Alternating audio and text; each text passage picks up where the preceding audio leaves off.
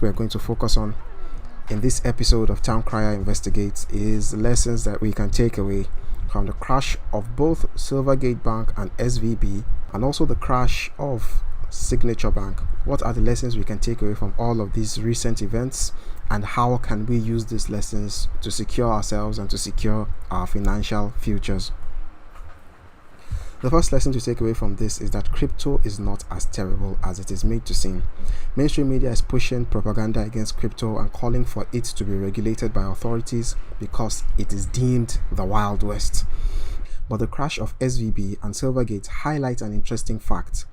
Although both banks were regulated by authorities, SVB was more conventional in its operations than Silvergate. Unlike Silvergate, however, SVB had all its deposits insured by the FDIC, which could be seen as a reason why it failed so terribly, because the executives knew the authorities would save the day if a catastrophic collapse happened, so they took on more risk and even went so far as to secure their interests, because reports have it that executives at SVB before the crash sold some of their stock and converted it to cash to protect themselves and to protect their interests. So while mainstream media demonizes crypto as being too risky, it was SVB, a mainstream bank that follows strict regulations, that needed the FDIC to bail it out and secure its depositors' fund. On the other hand, Silvergate's leadership was able to make critical and timely decisions that enabled the bank to pay depositors and lenders in full before the bank failed and filed for bankruptcy, which means that it was only the shareholders of Silvergate Bank that took the hit, not depositors, which is as it should be. Depositors should not suffer for the decisions of management. The depositors should be able to get back their funds in full, and if any risk is going to be taken, it should be taken by the investors, by the shareholders of the bank, which was the case with Silvergate, but not necessarily the case with Silicon Valley Bank. And so the key takeaway or the key lesson from this is to not believe so much in the media when they say regulation is a magic key that opens the door to stability. Any company or organization, crypto or otherwise, is only as good as its management. And although it may seem like a win that the FDIC stepped in to secure SVB depositors with tax dollars, it is a massive failure on the part of regulators, on the part of management, and on the part of the shareholders of SVB that the FDIC had to step in at all.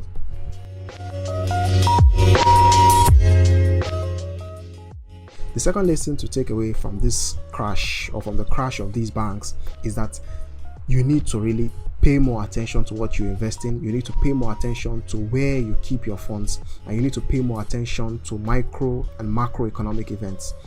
You need to do your own research, basically. The major catalyst for the crash of both banks was that they specialized in serving specific industries. For Silvergate, it was cryptocurrency companies that the bank specialized in serving. On the other hand, SVB focused on Silicon Valley startups. These banks were specialized to an extent.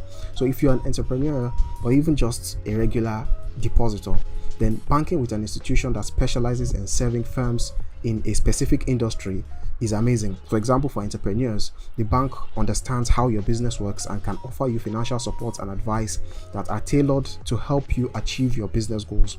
For a depositor, the bank could give you advice and financial support to make the right investments and to key in on a massive opportunity and ride a wave to make massive returns on investment. So these are great things, but it's also a massive risk because you are exposed to external factors that might not normally affect your business or normally affect you financially. For example, if the decisions of a company or a group of companies in your industry impacts the bank negatively, it could trigger a sequence of events that could ultimately affect the bank negatively and put your funds at risk. If you bank with such institutions, it may be a good idea to have members of your finance or accounting team that will constantly keep up to date with things happening within the financial institution to protect your firm should a crisis occur. And if you're not a business owner or an entrepreneur, you're just a depositor who keeps funds in banks that specialize in serving specific industries, it's going to be a good idea for you to keep on doing your research. One of the mistakes people make is thinking do your own research applies only at the investment stage. I want to put my money into, let's say, Shiba Inu or SHIB. I want to put my money into ETH. I want to put my money into Bitcoin, and so I'm going to do a lot of research before putting my money into it, and then when I put my money into it, I just forget about it and leave it there and believe it's going to keep rising in value. That is not necessarily necessarily the case. Do your own research is a continuous thing. You do it at the beginning before you put in your funds, and for the fact that your funds are tied to this investment, you need to keep on researching, reading, and monitoring that specific space, whether it's a niche or an industry in general, to ensure that your funds are being protected and that micro and macroeconomic events are not going to come and wreak havoc on your portfolio. And then finally, we have systematic challenges, which is what these crashes reveal or bring to the surface. The US banking system is facing a severe crisis due to unrealized losses on securities and loans that are not being accounted for at their true market value. According to the renowned economist Nouriel Roubini, most US banks are technically near insolvency and hundreds are already fully insolvent.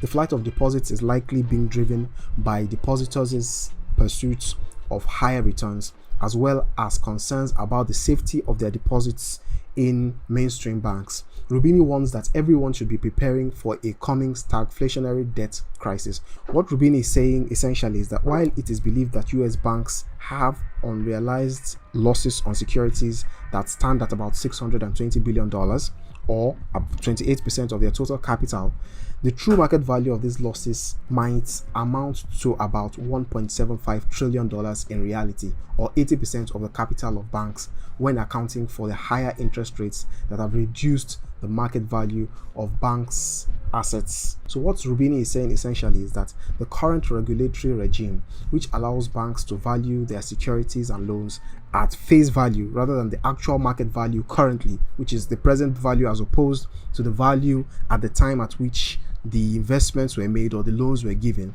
has hidden the true extent of the losses that banks have incurred since the Fed raised its rates. So what this means is that the banking industry is under a lot of duress as depositors remove both insured and uninsured deposits to pursue higher returns and to find safer havens for their money.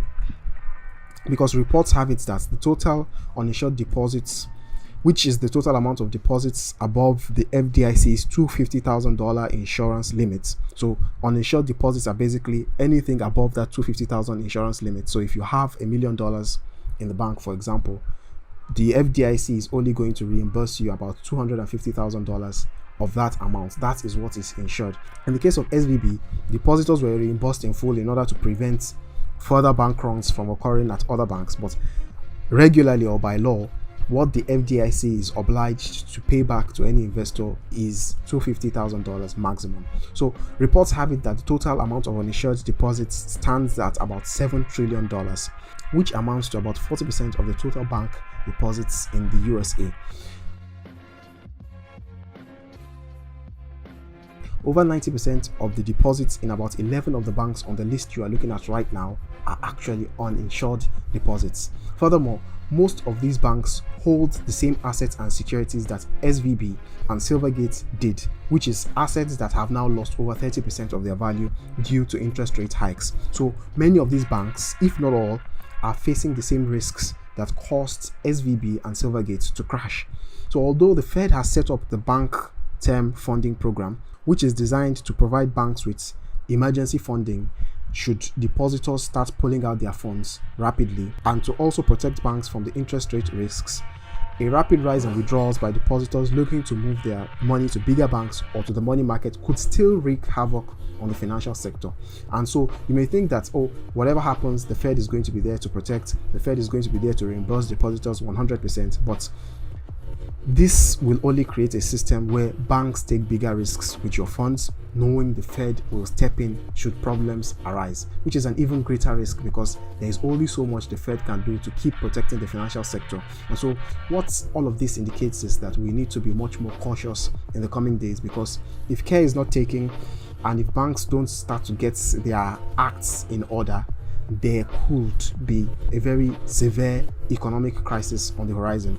We're already starting to feel a global recession coming in, but then the failure of these three banks, Silvergate Bank, Silicon Valley Bank, and Signature Bank, all of which starts with S, ironically, the failure of these banks portends a much more worse situation. The failure of these banks reveals that things may not necessarily be as they seem or as they are made to appear in public. The banks may not be as strong, and so in the coming days, you need to be much smarter about how you spend your money. You need to be much smarter about how you earn your money. You need to be much smarter about how you invest your money.